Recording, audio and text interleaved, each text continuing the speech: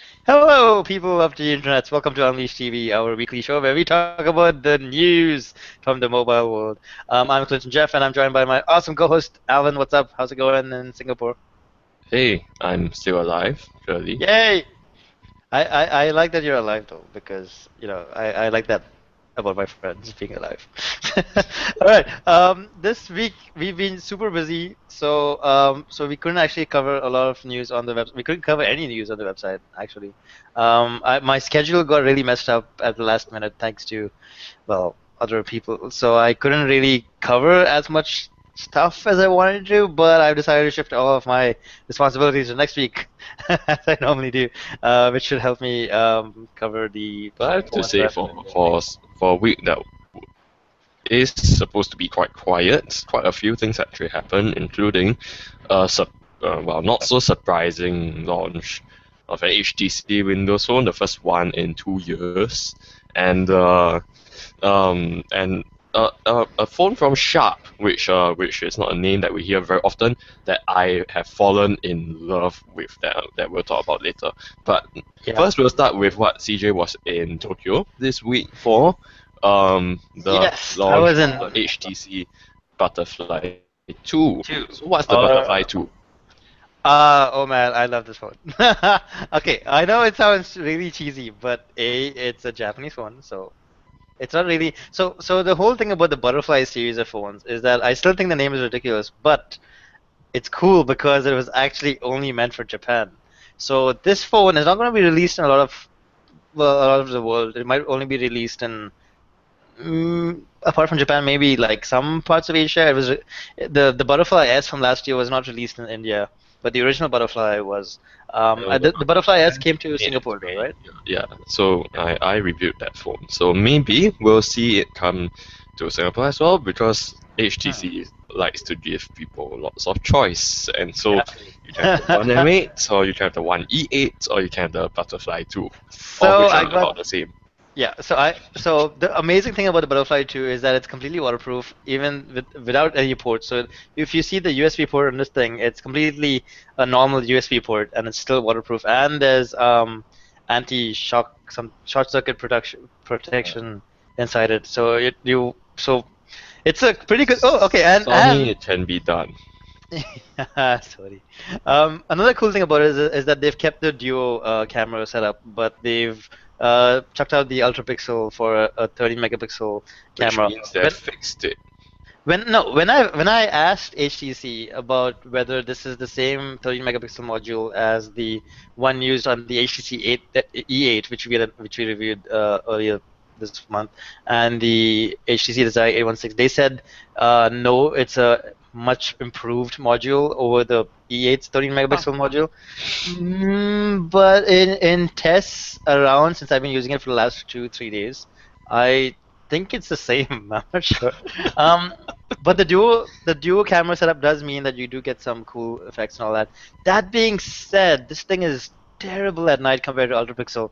It's actually shocking how good this camera actually made me appreciate how good UltraPixel is at low light because I had a 10-hour layover at the Delhi airport on my trip back from Tokyo, from 11 p.m. till about 8 o'clock in the morning at the Delhi airport. I was free.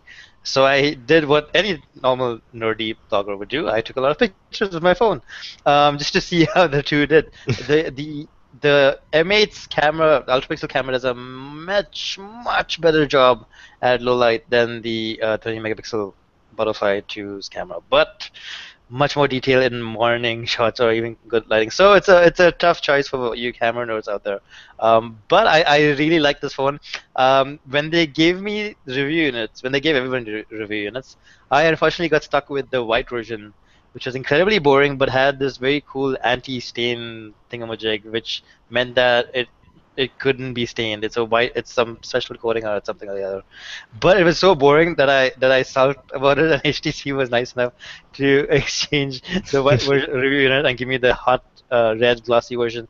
The glossy version is a bit of a fingerprint magnet, but I mean, look at it. It's beautiful. I am very happy using this phone, even though I have an M8. I like this phone. The buttons are in the same position as the M8. There's the same infrared port right there. These buttons are strange though because I don't know. You can't tell in this terrible lighting right now in my room, but the volume buttons are strange. It's not a rocker anymore. It is just two separate buttons for the Oh. volume button. Yeah, and I'm not sure. I don't like this design of the boom sound speakers too now because they've tried to You incorporate can it. barely see them. Yeah. They've said this. They've said that this is to keep in with the whole simplistic But what Japanese it design makes where the they like. phone seem like is it has gigantic bezels on the top and bottom. Yeah, it does. Yeah. But it's a nice phone. Like it has everything I like about the M8. Well, apart from of course the metal, but it's a beautiful phone, dude. I'm not exactly It sure is. if it's the same screen quality either, because I feel like the screen on the M8 is better, or at least the ambient light sensor is better. This thing can get really dim when you put the ambient light sensor on. But all in all, it's a good phone. I feel like this should have been the E8, to be very honest. But I don't know. I don't know where HTC is going to sell this phone for now. At the conference, they said that they weren't willing to speculate on new countries outside of Japan.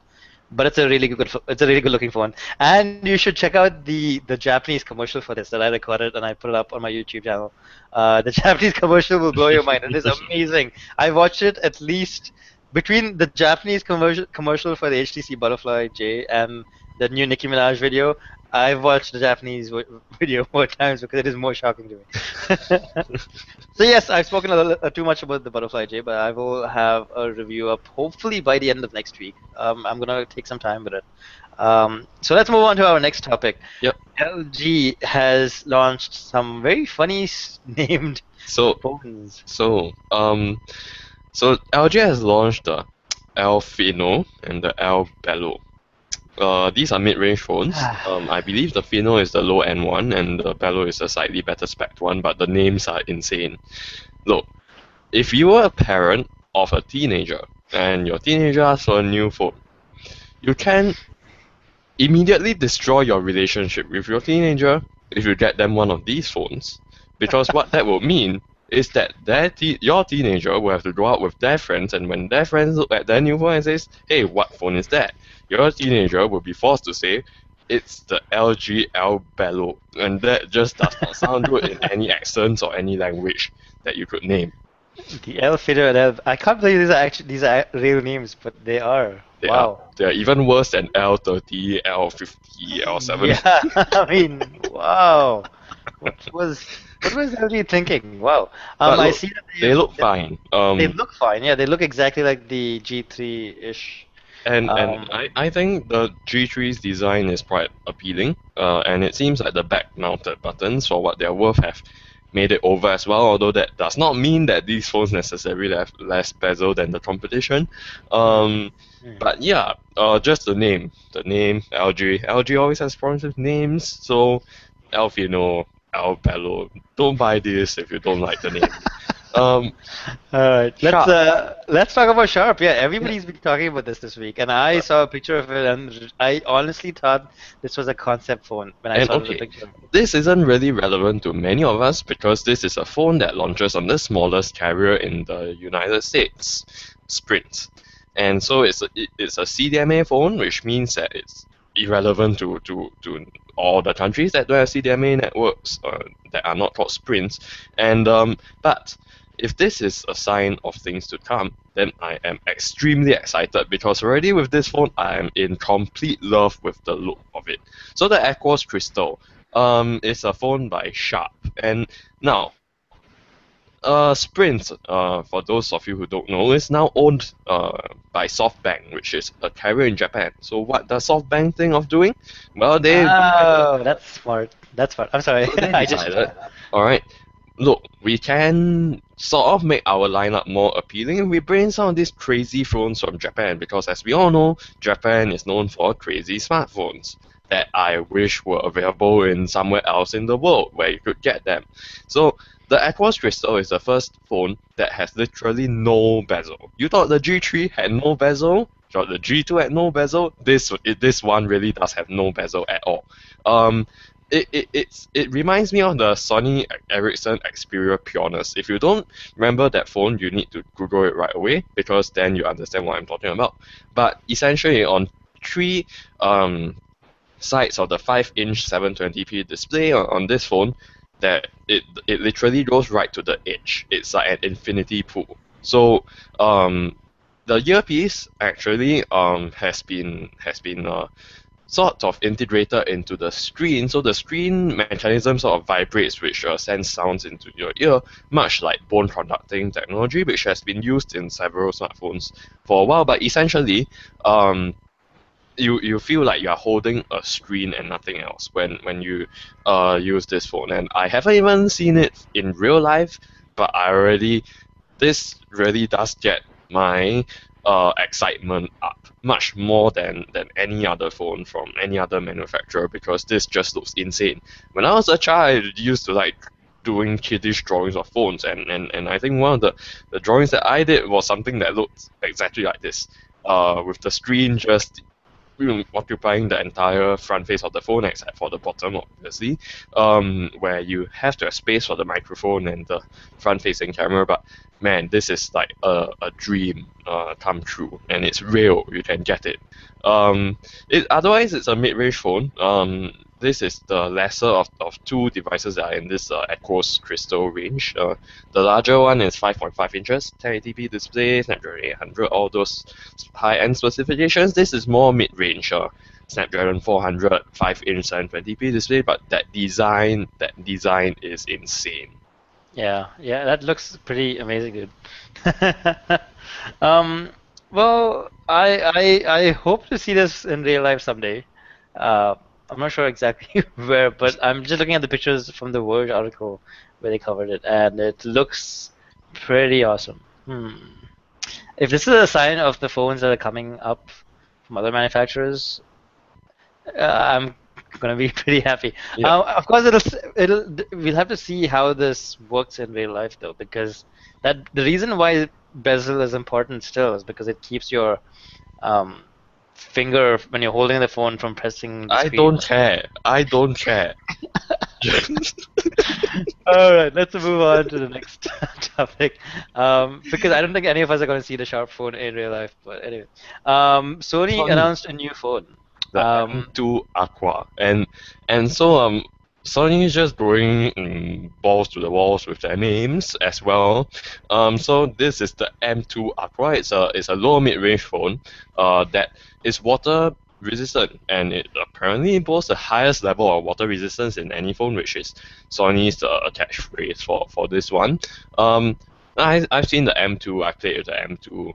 It's fine. It's a fine phone. Aqua probably makes it sort of more durable and add some extra uniqueness to what would otherwise be a rather average phone. But mainly I'm quite happy to see that Sony is rolling out water resistance across all these different price points of its phone portfolio, rather than restricting it to the Z series, because I think that more people can benefit from the work that they've done in advancing water resistance in phones. Yeah. It was really interesting because at HTC's conference for the Butterfly, Jay, they kept telling us about how it's waterproof now and this Speaking of HTC, I was in one meeting with HTC where they told me that we don't really care about water resistance in phones. Really? Because they seem to have completely changed over their tune now. Because according to HTC, Japanese people are very used to washing their phones to clean them, giving them a exactly. That's water. Exactly why you want a water-resistant phone. Yeah, and it's pretty important in Japan, at least according to what HTC told me. So I can see why Sony.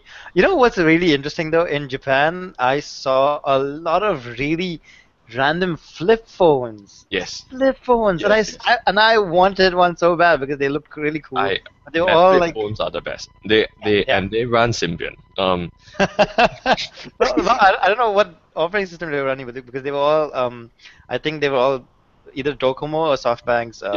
They're all feature phones. So many people are not familiar with these flip phones. Japan has had a love affair with flip phones for an extremely long time, and you'd be surprised that these flip phones are in fact extremely modern with extremely modern screens and extremely modern specs. But they are feature phones.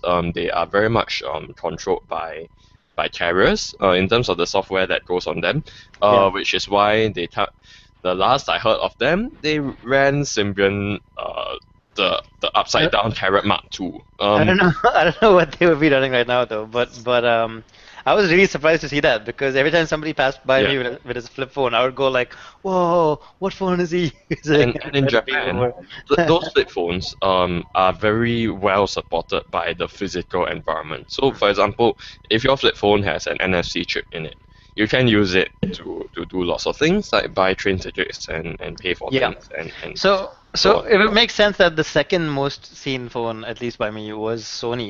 There was a lot of people owning Sony phones in Japan. I think that's what's keeping Sony afloat right now. Of course, I saw a couple of iPhones, of course, Yeah. a couple of Samsung phones, a couple of HTC phones. But apart from that's all the phones I saw. I think everyone wants to support the homegrown. What's really funny though is I was taking pictures with my 1020, with my bright yellow Lumia 1020, and oh my god, the attention this phone got was incredible. Everybody was like, "Hi, what phone is that?" And I'm like, "Oh, it's a Nokia Lumia 1020." And they're like, "Oh, they don't sell that here." And I'm like, "Yeah, because it doesn't support Japanese yet, because Microsoft blah blah blah." So. So yeah, Nokia, as you know, as in case you guys haven't, I covered this in a post like Yeah. 4 years ago or something. But Nokia never really Nokia pulled out of Japan. launched. Yeah, a long time ago. They never really bothered with Japan. Neither did Microsoft, apparently. Oh, and I'm the only idiot that ever went to Japan looking for Xbox games, because I was walking through like a Akihabara, and I was like, I wonder if I'll get any cheap Xbox games for my Xbox. And then I realized, wait a minute, this is PlayStation country. I would probably like insult everybody by asking for Xbox games. I shouldn't do that. You don't want to do that.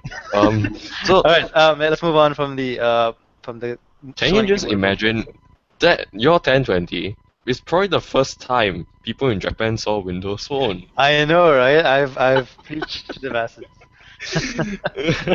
Let's move on. So just today, EVLix, who supposedly retired but has come through with one last release, has leaked the next generation Moto X. And I say next generation Moto X because we don't really know still what it will be called. It looks like what we've seen before. It kind of looks funky. I'm not sure what to think about it. It kind of looks like a more homely, simplistic kinda- version of the current Moto X. So I don't. Kind of looks a little bit boring, to be very honest. And I'm not sure what's wrong with that logo on the back because it seems like it's Yeah. stamped on. I don't know. I'm not too hot about it. Motorola also has the event here in India in September or something. No, we don't have a Delhi guy right now, so we won't be at the event. But apparently they're launching something here, which everyone is saying is the Moto And those G2. Drug grills, man. I'm not a fan of that. Hey, it's boom sound, but like big boom sound.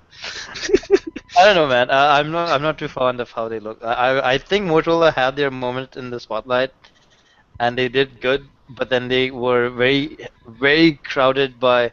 I don't think they were anticipating the sudden rush of Chinese manufacturers into India. For example, they were really popular here, and then Xiaomi came along, and then Gionee came along, and now nobody's really talking about Motorola that much in India, at least. We'll have to see about if they make a dent anywhere else. Yeah, and then it could just be that the Moto X and the Moto G are both about a year old now and are due for a successor. So it could be that as well. But otherwise, we can move on to apps. So this one puzzled me quite a bit. Microsoft, the makers of Internet Explorer, has struck a deal with Opera to make Opera Mini, which we both fondly remember from Symbian, the default browser on Azure phones.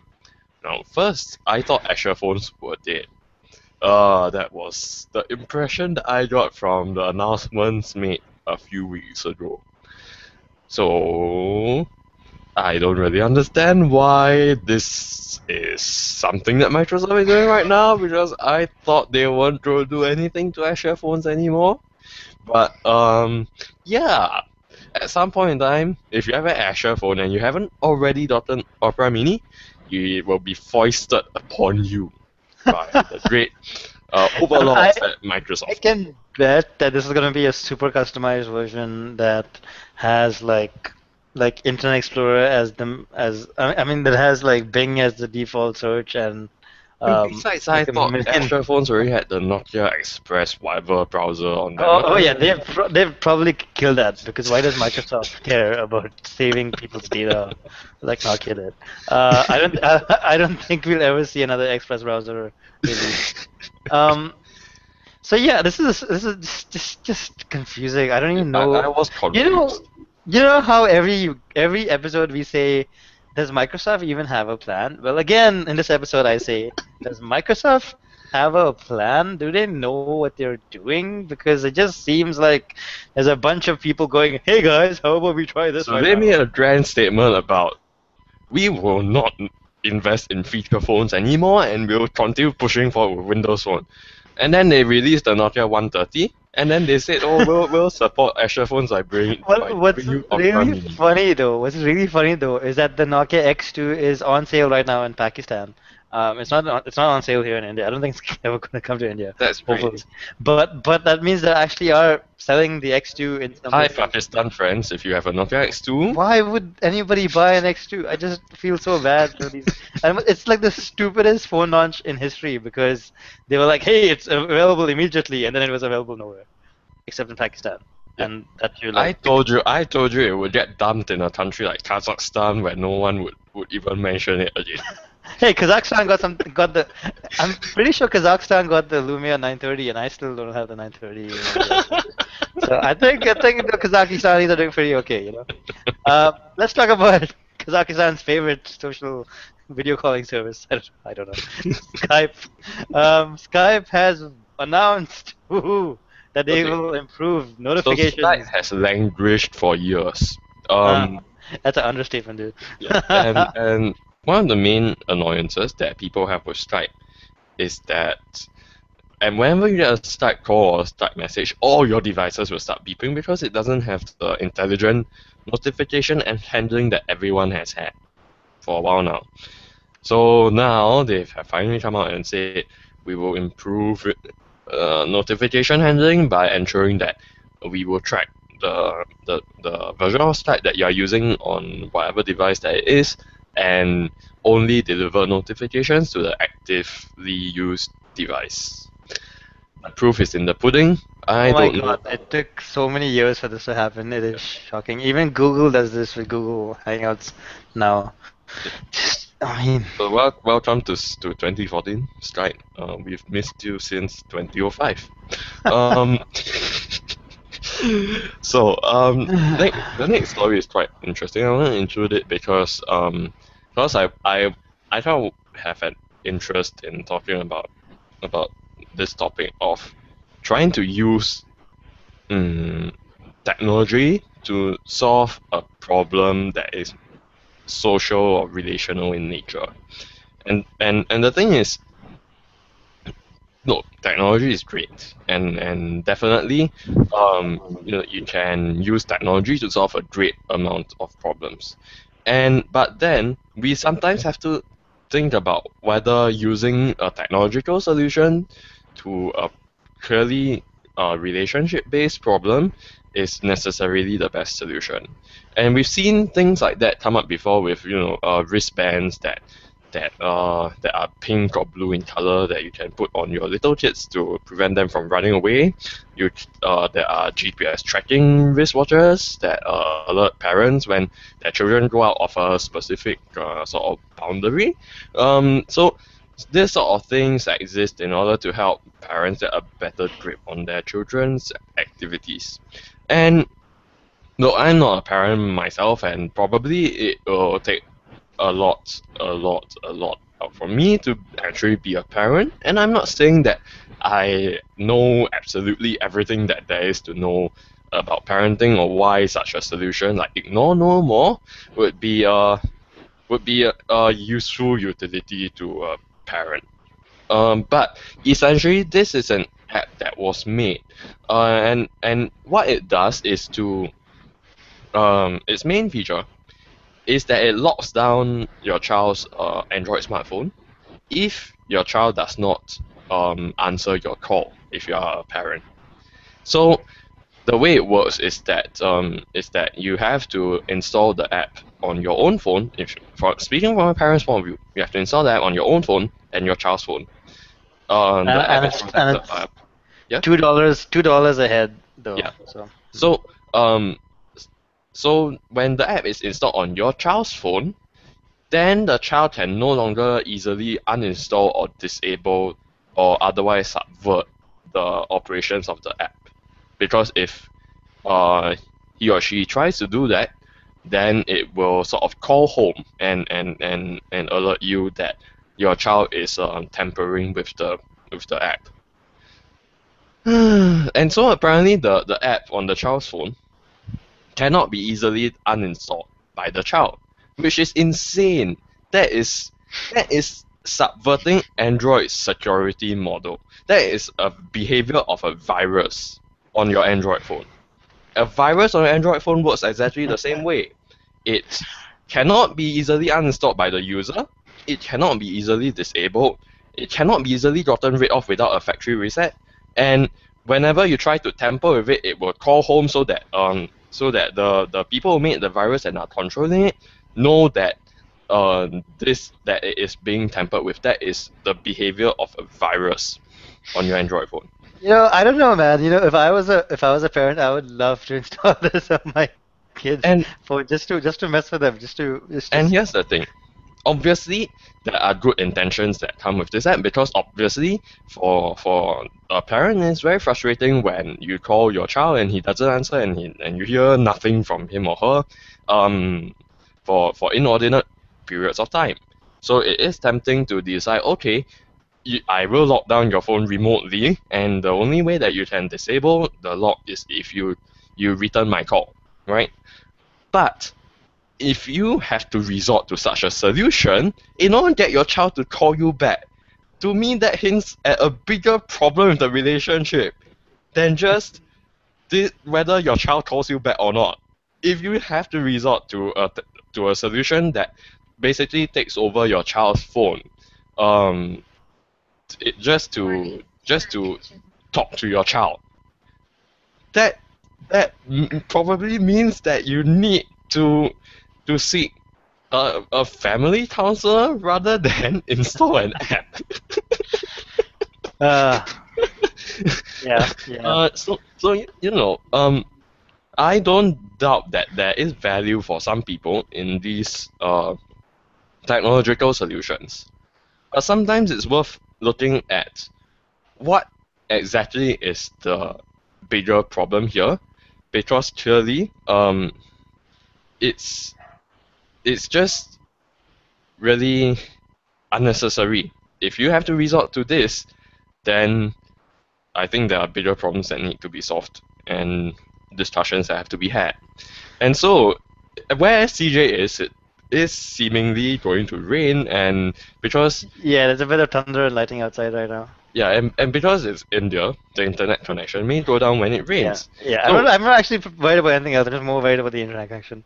So we'll go on to the main topics, and so HTC this week also launched the One M8. Okay, now this is my issue with this. This happened right after I left the Tokyo event and got on the plane, and they announced this. So I couldn't cover it until like many hours later. How do I explain this phone? It is basically. If you're wondering what the One M8 for Windows is, it's a One M8 with Windows Phone 8 on it. Everything else is the same. Wait! I have it here. Oh no! Wait, this is just the Android. But with a screech. Oh, all right. It's exactly the same phone. It's exactly the same. So everything is there. The IR port is supported by HTC Sense TV Windows Phone app. The ultra pixel camera with the dual camera thing is still there. HTC has their own HTC camera app that will work with Windows Phone and support this sort of stuff. And you can hide the navigation keys, which is not possible. You know what's shocking about this? This phone I'm just pointing to that as if it is a M8 for Windows. This phone is better than the Lumia 930, just purely based on specs. Um, Yeah, um, faster processor. Okay, infrared port. You can hide the it navigation keys. has an infrared port, and the Dude, it comes 930 in has the incredibly. I'm button. telling you, it comes in incredibly useful. I've used the infrared port a lot. Like when I was stuck in this I don't layover. watch TV Okay, yeah, but when I was ever. stuck in this layover in the Delhi airport, there was an annoying Samsung TV playing some stupid ad, so I switched it off with my with my M8. That infrared port comes in super handy. I'm telling you. Okay, so faster processor, micro SD card slot. I don't think does the 930 have a card slot? No, No, it's it doesn't. 32 gigabytes though. Yeah. Cooler effects, I guess. I don't know. But louder speakers, better Worst front-facing camera, speaker, 1 mA. Worst camera. but better front-facing speaker. Um, sorry, better front-facing camera. Camera. Um, better selfie cam. That's a better way of putting it. So technically, There is a part HTC has equal Nokia. There is a but coming though. What's the but? The but is, uh, I'm sorry about that. The but is that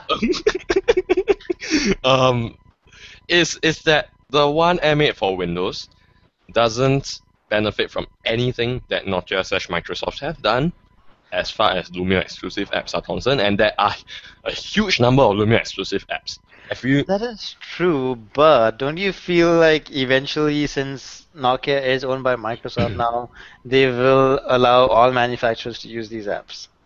This is Microsoft we are talking about. We have never clear what they are ever going to do. So I'm not going to come That out and is say true. that. That is true. I'll I'm give not you going to that. come and Yeah. say that these Lumia exclusive apps will I'll soon give you be that. Yeah. available for all Yeah. Windows phones. I can't even say that with confidence. Maybe they will never allow that to Damn give it. themselves an edge as far as Microsoft Mobile is concerned. So okay, one app for Windows. Why would It you also buy has this Sling phone? Feed. In software is Yeah. an app. And it also supports the .view case because it runs Windows Phone 8.1 Update 1.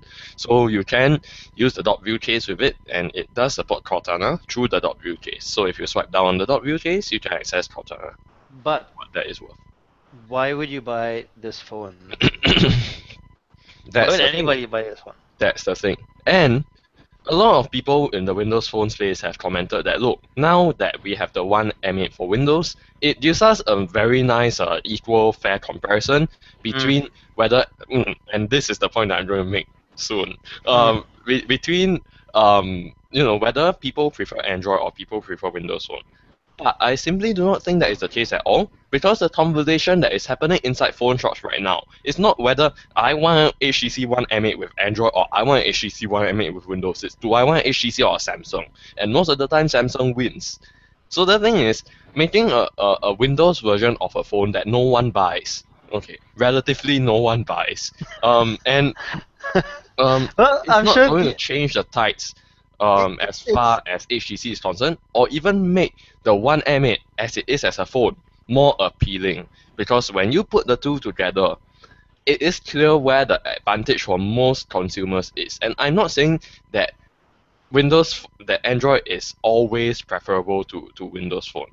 Obviously, there are people who prefer Windows Phone to Android, but I simply do not think that that is the mass market, and I do not think that taking a piece of Android hardware and putting Windows Phone on it will change anything for the company making that piece of hardware, how appealing the phone is or already is. And I don't think that it does much for Windows Phone at you know all. what I so this is now we've spoken about this before. Like what do we think? Uh, what do we think Windows Phone? Which direction do we think Windows Phone is headed as an ecosystem? I think this is a sign that Windows Phone is going to be full of crappy low-end devices because they're going to be flooding the market with these from various manufacturers, of course, like Indian manufacturers like Micromax and Lava and blah blah blah blah. But it also means that now we'll just see a lot of um, Android phones that run Windows, like a lot of And this flagship phones Windows that are Phone exactly the same. Yeah. these Windows Phone variants will always come out looking worse compared to the Android variants because, look, one of Windows Phone's strength in the Nokia years is Nokia hardware. It's Nokia hardware. You can't get around it. You sort of buy a Windows Phone because you like Nokia hardware, and now that hardware differentiation is going away, because if we are going to have the HTC One M8 for Windows, and next year we have the Samsung Galaxy S6 for Windows, then what is going to happen is that there's no more hardware differentiation anymore. You are getting the exact same piece of hardware, and you can choose the OS, but that only works for Windows Phone. If Windows Phone is more appealing to the average user, the person in the phone shop, than the Android version, and right now it simply is not. And there's also the other thing to consider. How well are salespeople, retail staff in phone shops going to market this thing? Because right now, like I said just now, the conversation isn't about which HTC phone to buy. The conversation is, would you like to buy this Samsung phone? So, just saying that now we have an equal comparison isn't really fair because people are always still going to be pushed to Android phones. And whenever you go into a phone shop and you try to buy a phone and you ask for a Windows Phone, the person on the other side is like, are you sure you want a Windows Phone? Yeah. Are you sure you want a Windows Phone? You know, actually very few people buy a Windows Phone. So less than 2.3% of the world. Yeah, I know what you mean. So this One M8 for Windows is not as huge a deal, I feel, as most Windows Phone enthusiasts are making out to be. I don't think it changes anything. I think maybe there was a possibility that Microsoft forced HTC to do this, maybe, or maybe it was a carrier thing where they had Verizon needs a new Windows Phone. Maybe they had a deal with Verizon. I don't think HTC necessarily wanted to do this. You know how you know what I also feel really sad about? The HTC 8X was such a good-looking phone. Yeah. I keep talking about it, but it's such a good-looking phone. It should have got way more. If you haven't seen the 8X in person, then you don't understand. But if you've seen it, then it just even when it was new, it made the 920 look just blocky and just bulky. And the thing is, One M8 for Windows, even if it does soon become a global model instead of just a Verizon thing, we are already close to the end of the year. HTC is going to launch a new phone next year. Are they going to bring out a new One M9 for Windows at the same time? I don't know. And one advantage that the 930 and most high-end Nokia phones still have over this One M8 is the camera button. I cannot stress, after having used the 635, how important a camera button is still for the Windows Phone software experience. That reminds me, by the way. Sorry, that just reminded me, by the way. I have the Lumia 530 to review this week. You will love that phone. It's I really don't look forward to playing with this, but I have to for you. For once, I shall not volunteer to review a low-end. Why can't you please review it instead of me? Please, I beg of you, please just review it for me. Please, I reviewed the 630, didn't I? Didn't I? I think I did. I don't even remember if I reviewed the 630. Holy shit. Yeah, that reminded me because the 530 also has no camera button, but it's cute sized. Oh, it smells nice. Sorry. It's at least the color is nice, right? I mean, it has that going for it. I guess. So I have the massively fun adventure of reviewing the. You will love that phone. I generally see it coming. Fixed focus camera, 4 GB of internal storage. So the really right now I'm just okay. Look, it's easy for phone manufacturers to put out flagship variants of their phones that run Windows Phone. Is it necessarily good for Windows Phone? I think that we are all unanimous in saying that it's not really, and it doesn't move the needle in any way. I mean, I don't think anyone was really that jealous of One M8 users and wish that One M8 was available with Windows Phone. I don't think anybody was really jealous of any Android phone. Maybe just the G3. But then, no. Can you imagine how ugly the G3 would be running Windows? Like, just oh my no. God, just imagine. Just the thought of that sounds wrong. Like the G3 with Windows Phone. That sounds. L3 Windows Phone. It sounds dirty. Like Arthur is somewhere right now freaking out over the thought of it. Um, yeah, let's move on to our last topic for today. Yeah. Last topic. Twitter. As usual, Twitter is ruining Twitter. All So, right. look, one of the reasons why we use Twitter and we love Twitter is because it's not Facebook. That's exactly what it is. I left Facebook because it became a just complete cesspool of things that I was not interested in, especially stupid populist mainstream rubbish that populated my Facebook feed simply because Facebook thought I would be interested in it.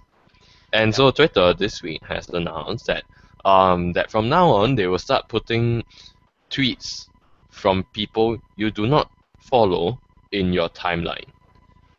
Why they're doing that, I don't know, but essentially the tweets from people whom you do not follow will start appearing if one of the people that you follow have favorited the tweets.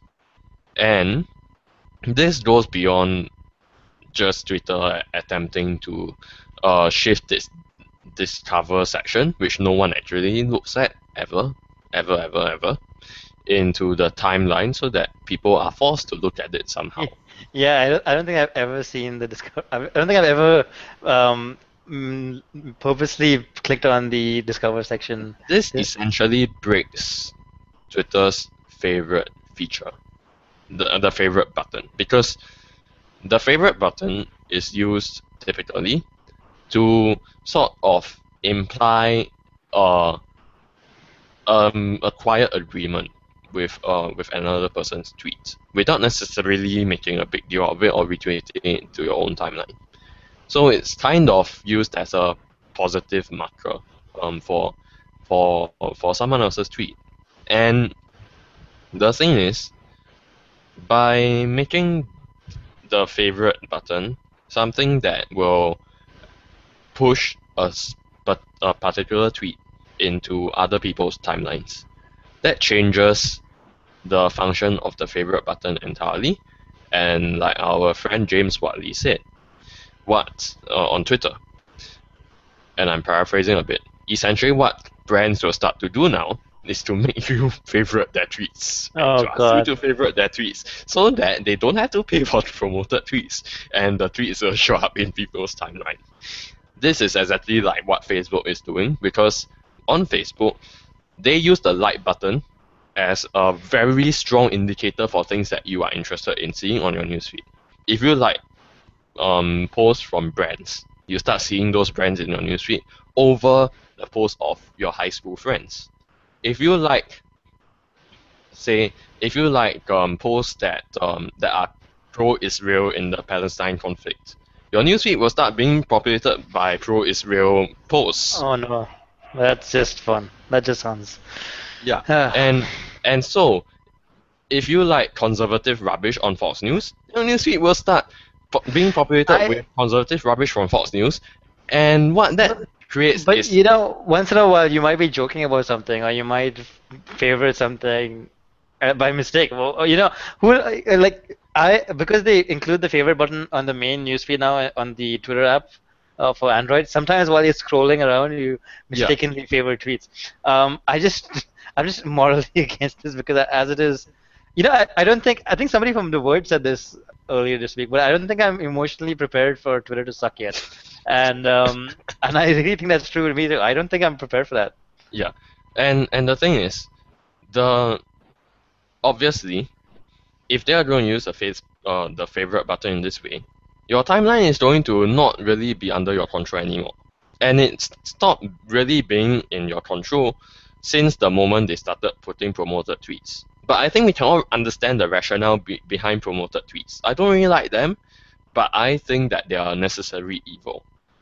But with this, Twitter is putting tweets from people that you do not follow, that you may not be interested in, and that may be actually quite offensive in your timeline. Imagine if you have you imagine if you follow a bunch of people, and one of those people has a homophobic friend, and the homophobic friend's tweet, which is homophobic, that's favorited because that's homophobia is apparently a thing that's still popular. So that tweet that's favorited, it appears in your timeline because one of your friends follows that homophobic friend. And imagine how offensive that can be. So the thing is, I don't want Twitter to be like Facebook.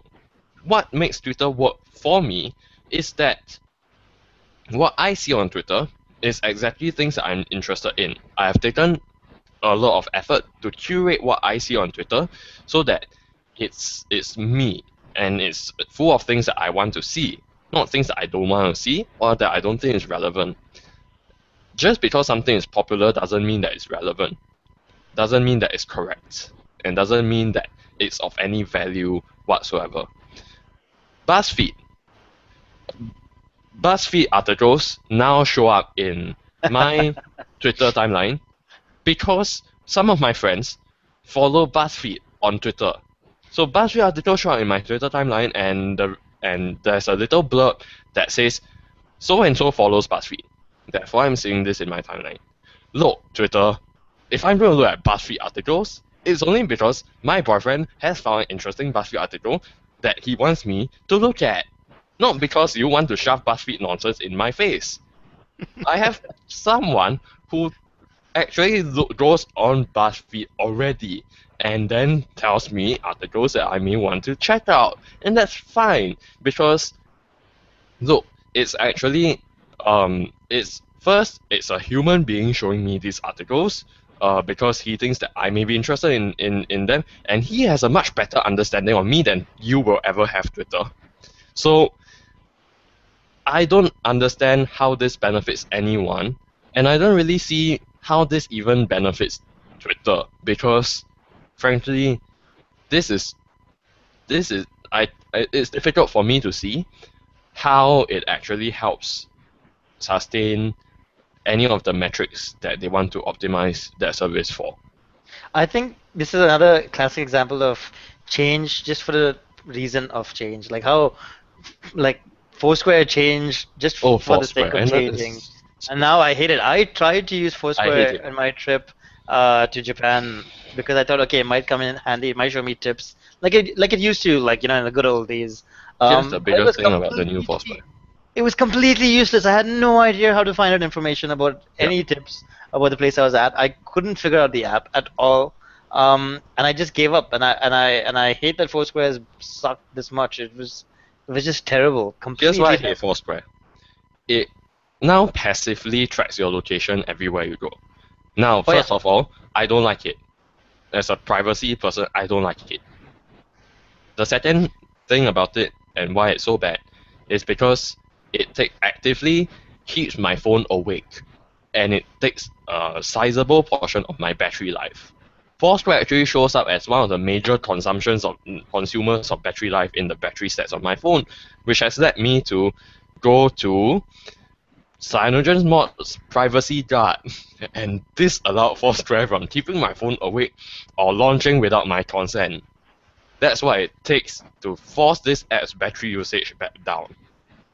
So look, Foursquare, fix this stuff. Really, there was really nothing wrong with how Foursquare was before. Yeah, they literally just changed for the sake of change, and that's a problem that I think is happening with Twitter right now. They just want to change for the sake of change, and it's annoying. I don't know why all of my favorite web services are all beginning to suck. It's our favorite phone companies, man. Yeah, exactly. It's all over again. Nothing lasts forever on the internet because everybody has to change into some horrible cesspool of swamp. And so my response to this whole Twitter thing has been to install a third-party Twitter client. But I know that in a week or so I'll be frustrated with the lack of push notifications and the lack of other things that I will grudgingly go back to the official client again. But yeah. Well, yeah. So that's the state of the internet and mobile right now. Very depressing, isn't it? It's just really depressing. So that's our show for today, guys. I'm sorry that we've been a little slacking off well, we haven't actually been slacking off. We just haven't had the time to cover all the news and information that we have to. I will hopefully be back on schedule this week, and I will hopefully get that Xperia T3 review out and the Lumia 530. The Butterfly 2 is of a relatively low priority to review for me right now because it is a very niche phone. Oh, It'll you only can't buy it. last. Yeah, Unless you you're can a buy it. fan. Also, I will really enjoy using it in that meanwhile. Even though I have to use the 530. All right. So that's our show, guys. Thanks for watching, and as always, we appreciate feedback. Let us know what you think in the comment section below. I'm getting really good at this. And you can follow both Alvin and I on the Twitter links I'll leave in the description below. And yeah, that's about it. Thanks for watching. I'll see you next week. I'm gonna push the button now.